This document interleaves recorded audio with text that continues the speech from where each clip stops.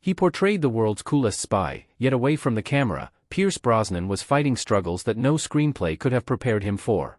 Fame, grief, betrayal, and 5 names he would never erase from memory followed him quietly. For the very first time, the man behind 007 chose to break his silence. From friendships that were lost to betrayals that turned cold, these 5 actors left wounds he could not forgive. One man stepped into the role he had always dreamed of. Another turned filming into a living nightmare. One nearly destroyed everything he had built. Who were they, and what truly happened behind the scenes? The truth might shock you. This is not gossip. This is deeply personal. Timothy Dalton. When Pierce Brosnan first began hearing rumors that Timothy Dalton had been cast as James Bond, it did not feel like a simple professional setback, it cut far deeper and felt intensely personal. The 2 actors were not rivals. In fact, they were friends, which only made the situation more painful. Years earlier, in the mid-1980s, Brosnan had been personally selected by Bond producer Albert "Cubby" Broccoli as the future face of the franchise. Everything seemed perfectly aligned. He had the appearance, the confidence, and the natural charm required for the role. Even Ian Fleming's widow had openly stated that Pierce was exactly what her late husband had imagined when creating James Bond. Then, at the very peak of expectation, an unexpected turn shattered his chances. At the time, Brosnan was starring as the leading man in Remington Steele. When the series was cancelled in 1986, it appeared that he was finally free to step into Bond's iconic tuxedo. Broccoli had been clear, if Brosnan was available, the role was his. This was not mere speculation.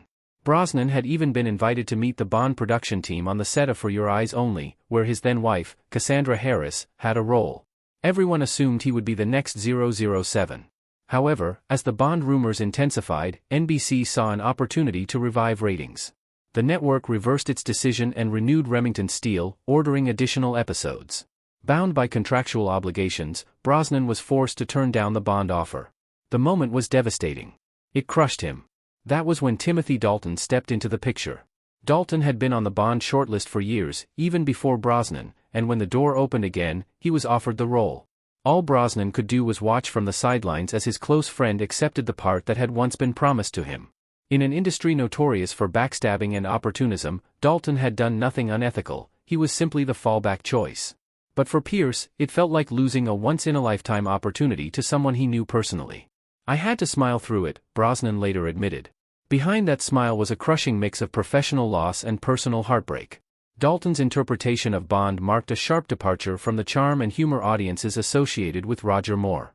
His version of the character was darker, more intense, and firmly grounded, a deliberate move to reflect the tension of the Cold War era. While The Living Daylights, 1987, performed well internationally, License to Kill, 1989, struggled in the United States, earning only $34.7 million. Many fans and critics felt the films lacked the spark that Brosnan might have brought. Looking back, some even argued that Dalton was merely keeping the seat warm until Brosnan could return. But at the time, it felt as though the door to Bond had been shut forever. For Brosnan, watching a friend transform into a living reminder of everything that had been taken from him became unbearable and deeply torturous. Dalton, unintentionally, became that symbol, owning the character Pierce had lost. During this period, Brosnan was also facing a far more painful reality. His beloved wife, Cassandra, was battling ovarian cancer. Her suffering only magnified his professional loss. The dream of Bond had been as much hers as it was his. She believed in him before anyone else did. Now, as she grew sicker, Brosnan's opportunity vanished, and the man filling that void was someone he had once shared laughter, drinks, and friendship with. Despite everything, Brosnan continued to work through what fans later referred to as his lost years. Between 1986 and 1994, he played a spy in The Fourth Protocol and appeared in Diet Coke commercials that teased an Ellington-inspired Bond style without ever naming the character outright. He remained visible, but the pain never completely faded. During those quiet years, Bond became a ghost that haunted his career. Dalton's Bond burned briefly and flickered, while Brosnan's moment seemed endlessly delayed. Then, in 1994, Dalton finally stepped away from the role, and the franchise searched for a new direction. This time, Brosnan received the call. At last, the part was his. Even so, the emotional weight of everything that had come before did not simply disappear. When Brosnan officially became James Bond with GoldenEye in 1995, a film that revived the franchise and earned over $350 million worldwide, he still never spoke publicly with bitterness about Dalton. Despite the loss, the pain, and the years of waiting, Brosnan kept his silence, carrying the history quietly with him. Those who were close knew the history very well. Dalton stood as an unanticipated bottleneck, undeniably a good guy, yes, but in Brosnan's heart, he marked an indentation of pain, a moment snatched away. Pierce did not hate Timothy, rather, he hated what Timothy represented, a closed door, a deferred dream, and a broken promise, as one industry insider rounded off their comments. However, as time passed, those rounded edges did not erode. The eventual legacy of Brosnan's Bond became iconic, 4 films and more than $1.64 billion at the box office, along with a generation to whom he was nothing less than the definitive 007. Yet beneath that polished image lay the shadow of Timothy Dalton, a friend turned rival, not out of malice, but due to a cruel twist of time and contracts. In a career earned by charm, it was not really all that hard, especially given Dalton's success, but the truth remained that Brosnan was supposed to be first. And if losing Bond to a friend was hard, what Pierce lost next would cut far deeper. To the world, Christopher Brosnan was simply Pierce Brosnan's adopted son. But to Pierce, he was far more than that. He was a second chance at a fatherhood Pierce himself never received. Christopher entered his life when Pierce married actress Cassandra Harris in 1980. Cassandra had 2 children from a previous marriage, Charlotte and Christopher, and when their biological father, actor Dermot Harris, died in 1986, Pierce legally adopted them. They took his name, but more importantly, they took his love. Pierce became the father he never had, promising to give them everything he had been denied in his own fractured childhood. At first, Christopher appeared to thrive under Pierce's guidance. He was bright, energetic, and deeply bonded with his sister and his younger half-brother, Sean. Pierce once said that when Cassandra and the children came into his life, it wasn't a matter of being a father, it was being a family. For several years, they lived as a close-knit unit. But in 1991, when tragedy struck, everything began to unravel. Cassandra was diagnosed with ovarian cancer and passed away after a brutal 4-year battle. Her death shattered the family. Pierce lost the woman who had given him stability, and Christopher lost the one person who had always anchored him emotionally. Christopher was only 19 when Cassandra died, and the loss struck him harder than anyone expected. While Pierce buried his grief in work and fatherhood, Christopher quietly spiraled. He tried to stay close to the family by working behind the scenes on Pierce's Bond films, including Tomorrow Never Dies and The World Is Not Enough. But signs of instability began to surface. In 1996, Christopher was fined £1,000 for drunk driving. A year later, he was arrested again and sentenced to 3 months in prison for a repeat offense. Pierce tried to help, covering legal costs and extending olive branches, but something deeper had cracked. After the arrests came the substances. Christopher fell into London's underground substance scene, dabbling in GHB and eventually harder substances. The addiction took hold quickly. He collapsed outside a London club and fell into a coma. In 2012, at the age of 32, he was arrested again for hard substance possession. The tabloids were ruthless, highlighting his last name more than his condition. To them, he was the Bond actor's junkie son. But to Pierce, it was a living nightmare. His adopted son was disappearing before his eyes, just as Cassandra had, another life fading under a weight he could not lift. Pierce had thrown himself into family life. It was not just love for children, he needed them. They anchored him in an industry that so often robbed men of their souls. But Christopher became the representation of what Pierce hated most, powerlessness. Pierce had been there for Cassandra through every chemotherapy session, every hospital visit, and every sleepless night, and still he lost her. Now, as he watched the same pain unravel Christopher, he was acutely aware of that same helplessness. One day, alone, Pierce confided in a friend, "I hate what this world did to him. I hate that I couldn't stop it." By 2024, Christopher had entered what amounted to a nearly 20-year-long vanishing act. Then came the Slayer shot. The paparazzi found him outside a grocery store in London, gaunt, weathered, and completely alone. He was only 51 but looked far worse for wear. The contrast between this man and the smiling little boy once seen beside Pierce on red carpets was striking. He had become a ghost of the man he could have been, a long way from Hollywood sets and family dinners. Their world was now far removed from the pace of life Pierce had once tried to create. Though he never went public against him, Pierce's silence spoke volumes. The grievance, the shame, and the pain gnawed deeply within him. Christopher never truly had a funeral, not one filled with tears and memories. He never died, he simply faded away. Addiction took him piece by piece, year by year, until he was nearly unrecognizable. Pierce had already buried Cassandra. Then, in 2013, he buried Charlotte, his adopted daughter, who succumbed to the same cancer that took her mother. To lose Christopher to another illness, one born of trauma and grief, completed a tragic trilogy of loss. 3 of his dearest. 3 lives swallowed whole by forces Pierce was powerless to fight. In the media and on discussion platforms, Pierce remains largely silent about Christopher.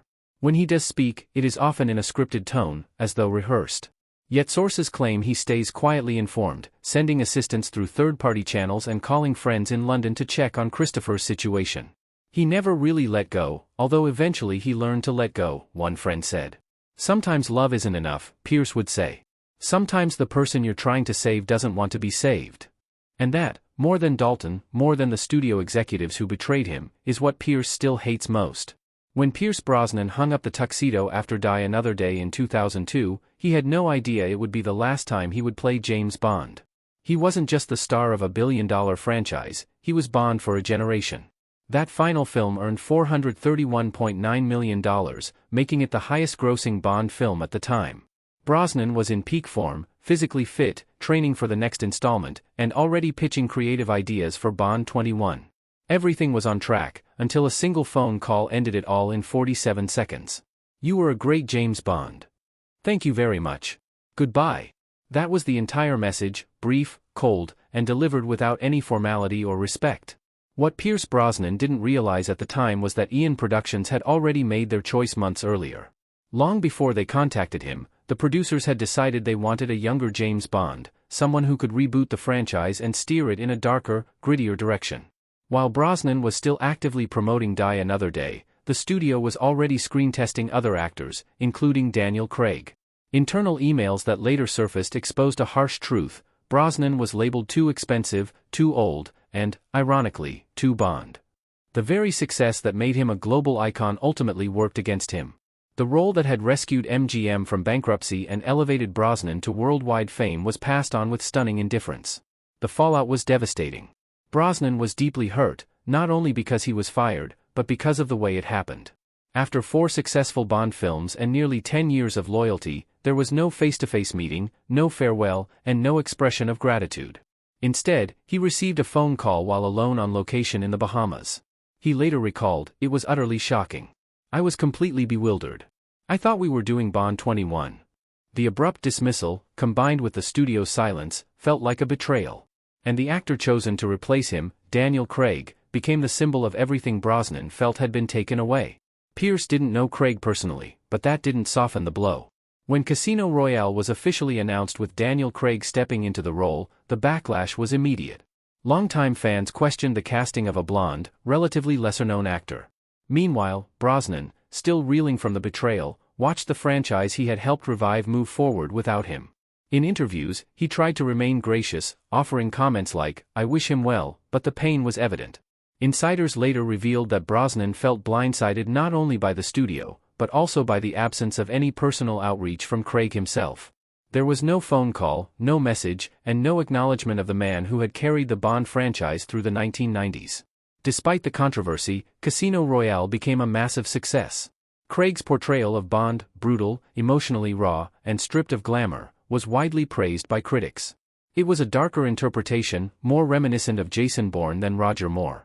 The film grossed $616.5 million and successfully redefined the franchise for a new generation. For Brosnan, the achievement was bittersweet. On one hand, Bond had survived. On the other, it had done so without him. He later described the experience as like watching someone else raise your child. He lost more than just a role, he was erased from the future of something he had helped rebuild from nothing. Another painful consequence was the loss of identity. Brosnan's career suffered significantly after his removal from Bond. His asking price dropped dramatically, from $12 million per film to just $3 million. Studios now viewed him as too closely associated with Bond to be bankable elsewhere. One internal executive note bluntly stated, "He was too Bond."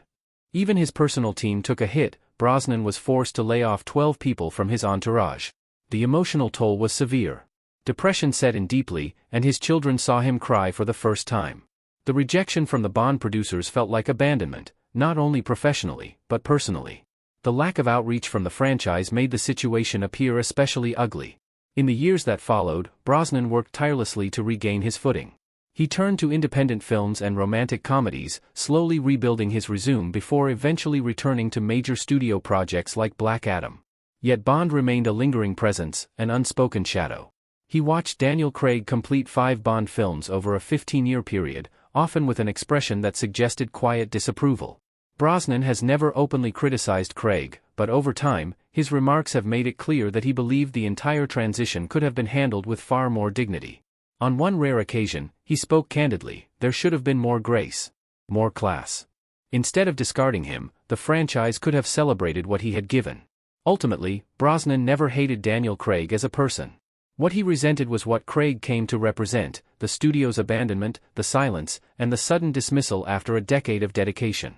Craig was not the villain, but in Brosnan's mind, he became the symbolic replacement, the man who inherited the future Pierce believed was promised to him. That quiet pain never fully disappeared. While Brosnan remains gracious publicly, those close to him say the scars from Bond are real, and Craig will always be part of them. Keep your sympathy close, because what followed was even more shocking. This story was never just about contracts or casting decisions. It was personal, and it became ugly. Costumes and other cast members. For Pierce, who had trained extensively in Shakespeare, mime, and classical theater, that level of disrespect was simply unacceptable. According to several members of the crew, Brosnan did everything he could to maintain his calm and composed demeanor, even while enduring the strain of being openly disrespected. There was one day when the actress announced she would not rehearse unless her trailer was moved closer to the set. On another occasion, she demanded last-minute costume changes right before filming was scheduled to begin. Brosnan, reportedly attempting to keep the peace, told the director, "Just get the scene. I'll adjust." Despite this effort, the frustration continued to build. He hated how she treated the people around her, one set decorator recalled.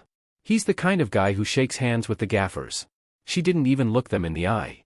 Pierce's aversion did not stem from ego, it stemmed from values.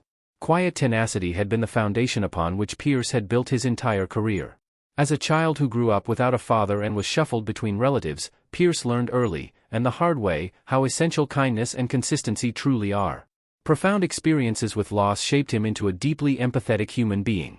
Watching someone disrupt an entire production with petty demands and unpredictable mood swings struck a nerve. He said it reminded him of everything he hated about Hollywood, an old friend later shared. The narcissism. The cruelty. The entitlement. To make matters worse, certain tabloids attempted to manipulate the narrative in favor of the actress. Their supposed evidence consisted of photographs of Brosnan appearing tense or frustrated, which were interpreted as proof that he was the source of the conflict. However, sources close to the production maintained a very different perspective. He was protecting people, one assistant director stated. He hated the energy on set. He hated that nobody was brave enough to confront her. But he never lashed out. He simply distanced himself. When the film finally wrapped, Brosnan skipped several promotional appearances, not out of spite, but out of sheer exhaustion. He needed time to detox after what had become one of the most emotionally damaging shoots of his career.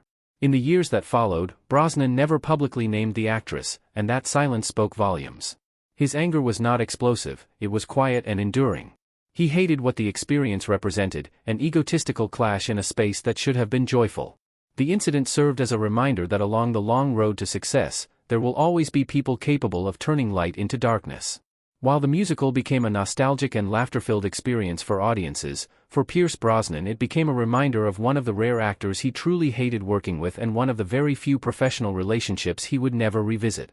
For Pierce, it was not merely the disorder that stung, but the disillusionment of what the project was meant to represent. Mamma Mia! Was supposed to be a shining light after years of darkness. It was meant to help him rediscover joy, to free himself from the weight of Bond, anguish, and personal tragedy. Instead, it reminded him that even in the most colorful environments, poison can still take root. Just when it seemed Hollywood could not become more ruthless, it proved that it could. This influential figure did not view Brosnan as an icon or even a valued partner, but rather as an obstacle. In his eyes, Brosnan was too costly, too old, and, paradoxically, too Bond. The very polished image that had defined his career became both his trademark and his downfall. Studios struggled to imagine him in any role beyond that persona. Once he was dropped, his market value collapsed almost instantly, falling from $12 million per film to just $3 million. He was forced to dismiss 12 members of his team, and projects that had once been in development vanished overnight. In the span of just 3 days, Pierce Brosnan went from being one of Hollywood's most bankable stars to someone desperately trying to redefine his place in the industry. Those close to him later described the emotional fallout as overwhelming. Brosnan slipped into a quiet depression. His children witnessed him break down in tears, something that had rarely happened, even after the death of their mother. "He was just crushed," said a close friend who had known him for many years. "He had given everything to Bond. And then he was just erased." This loss went far beyond losing a role. It was the loss of identity, years of dedication, and a legacy that was still in the process of being built. What hurt even more than the decision itself was the cold, detached way it was carried out. He was not simply fired, he was effectively wiped from existence by the man responsible. When the trailer for Casino Royale was released, Brosnan endured the pain silently. He watched without questioning it publicly or offering commentary. Although he made very few statements about the situation, those closest to him could clearly see how deeply it affected him. He had fought for the role twice, first in the 1980s, when NBC blocked him due to Remington Steele, and again after the death of Cassandra Harris, the woman who had helped bring him the role in the first place.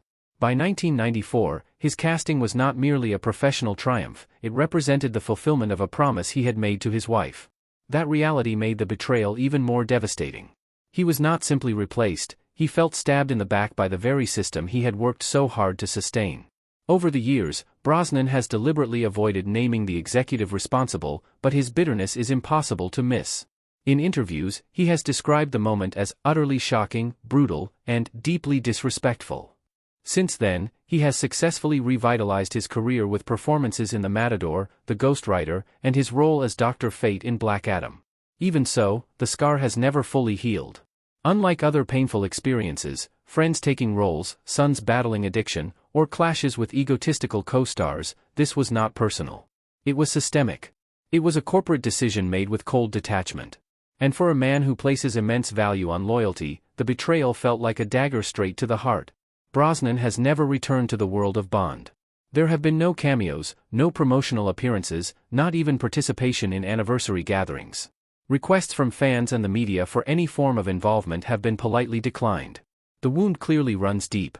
While the executive remains unnamed publicly, to Pierce Brosnan he is the man who ended an era without grace, without honor, and without the decency to face him directly. That decision continues to haunt Brosnan throughout a career marked by moments of deep anguish. Yet perhaps the most painful part was the silence that followed. Not a single phone call came from the producers. There was no tribute, no thank you montage, and no press release acknowledging his contribution. Hollywood simply moved on. For a man who had literally risked his life performing his own stunts, including the iconic and dangerous bungee jump in GoldenEye, the lack of recognition was deafening. If you found this story as intense as we did, don't forget to like the video, subscribe for more behind-the-scenes truths, and leave a comment telling us which actor shocked you the most. And don't leave just yet, click on the next video on your screen to dive even deeper into Hollywood's untold stories.